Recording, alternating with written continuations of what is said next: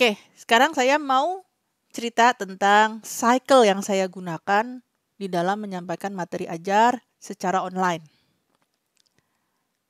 Oke.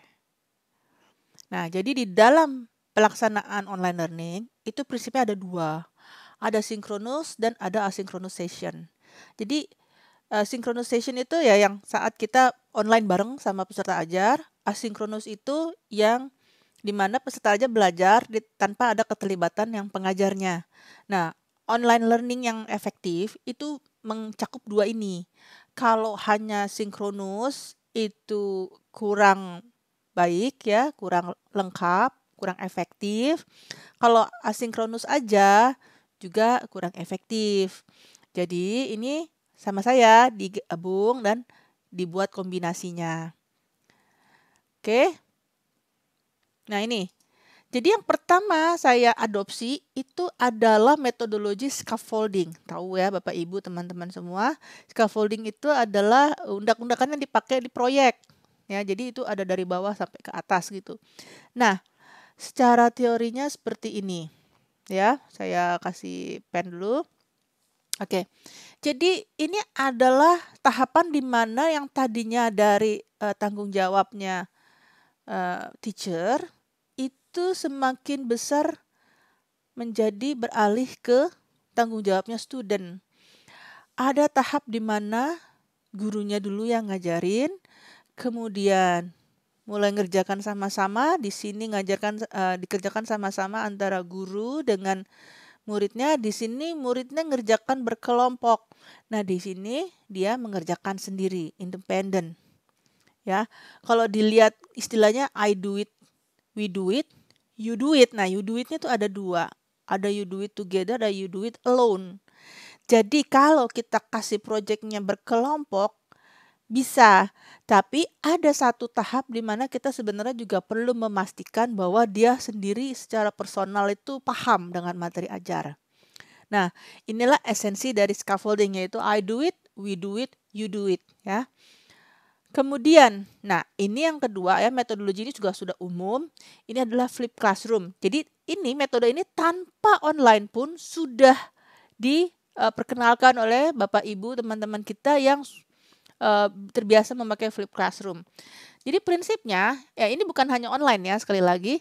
Jadi flip classroom itu adalah bagaimana mengatur cycle pembelajaran antara di rumah, antara di kelas ya. Bukan di rumah sih, di luar kelas lah ya. Nah, jadi waktu dimasuk kelas itu student harus sudah siap. Kita mungkin ada beberapa di sini masih yang begitu di kelas itulah pertama kali belajar. Enggak, sekarang udah bukan begitu gayanya. Tapi mahasiswanya harus persiapan dulu di rumah. Nah, kemudian di sini dia diskusi di kelas bareng sama guru dan teman-temannya. Kemudian di sini adalah di mana tahap peserta ajar itu dievaluasi pemahamannya mengenai materi ajar. Seperti itu ya. Nah, di sini bisa kita lihat ya. Jadi inside the class, outside the class, inside the class, terus di luar kelas lagi. Gitu ya.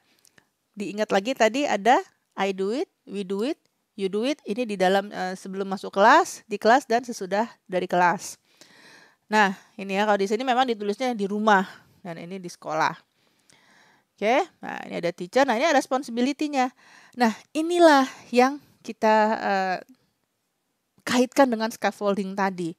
Kalau dibilang di luar kelas atau at home, gurunya itu membuat video perkuliahan atau pembelajaran dan share itu ke muridnya.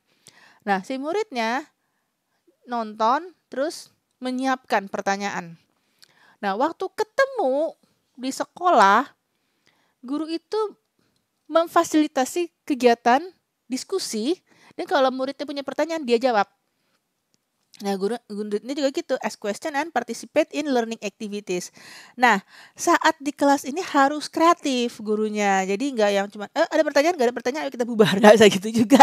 Tapi membuat suatu kegiatan di mana murid menjadi, oh ternyata saya belum paham.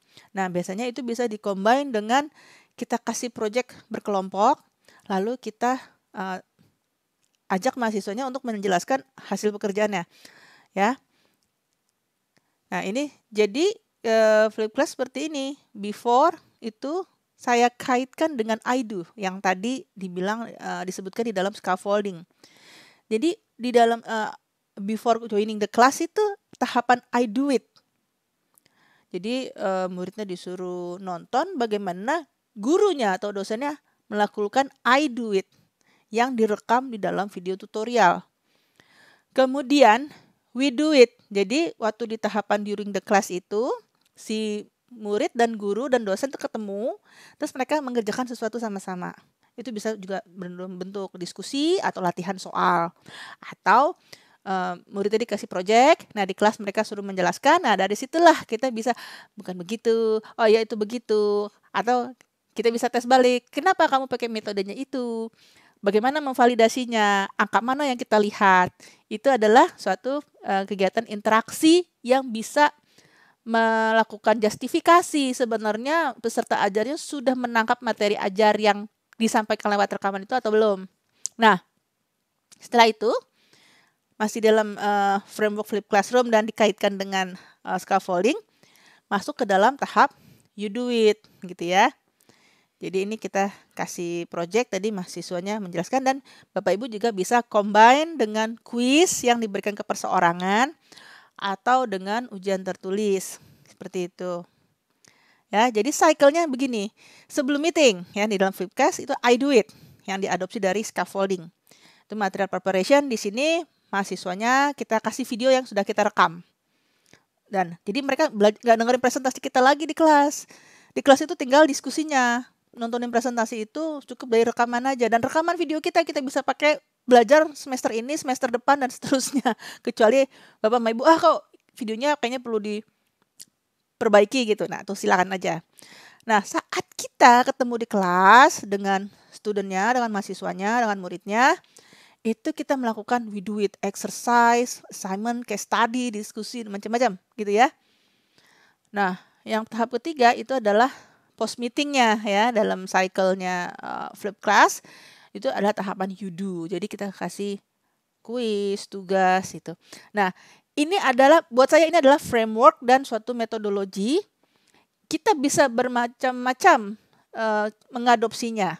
Bisa aja kita bikinnya I do it, we do it, you do it, we do it, you do it gitu. I do it-nya cuma mungkin dari 14 pertemuan kita ada 6, sisanya adalah we do it dan you do it. Karena itu adalah proses internalisasi. Jadi kalau di dalam knowledge management itu kan ada proses internalisasi. Nah, proses internalisasi itu mesti di-encourage gitu. Kalau saya selalu mengatakan sama mahasiswa saya, kalau kita menulis sesuatu, mengatakan sesuatu dan orang lain tidak menangkap, itu bukan orang yang nggak ngerti, tapi kita yang dalam penyampaiannya perlu diperbaiki. Nah, di sini juga gitu, kalau kita di dalam mengerjakan proyek, kita melakukan diskusi berkali-kali untuk memberikan pemahaman kepada siswa, peserta ajar itu, prinsip dari suatu keilmuan, dari sebuah topik, itu sangat dianjurkan sekali, sehingga ke depan itu akan selalu diingat ya. Kalau paham itu akan selalu ingat sampai kapanpun. Tapi kalau cuma hafal bisa sewaktu-waktu lupa. Itu prinsip saya.